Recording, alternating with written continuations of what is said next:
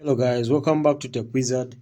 In this simple and quick video, I will show you how to turn on speak cells in Microsoft Excel or spreadsheet. So as you can see, I have my information here. I have my profits over here. So I have my stock over here. All this is information in my spreadsheet.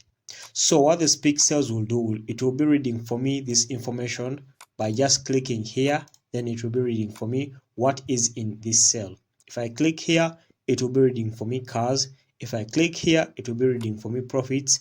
If I click here, it will be reading for me stock just automatically. So to turn on the speak cell, come to File, click on File. Then when you click on File, click on Options. Then when you click on Options, come to Quick Access Toolbar.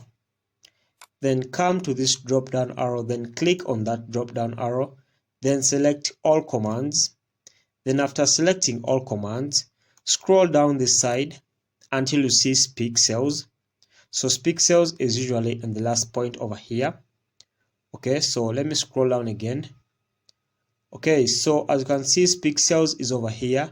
So you click on the first speak cells, then click on add, then click on add until they are all done, just like that. Then when you reach on spelling, just leave that. Now click on OK over here. So when you click on OK, the speak cells customized toolbar will be over here. Its icon is over here. So to use a speak cell, I'll put my cursor over here. Okay, so I'll put my cursor in this cell which is having the word profit. So let me click on this speak cell to see if it read for me this word profit. So it has read for me that word. So let me also put it on stock and I see if it read for me this word stock. So let me click and see. Stock. Okay, so it's reading for me everything as you can see. So let me put it in profit one more time. Profit. Okay, so that's it guys. That's how to turn on speak cells on your Microsoft Excel.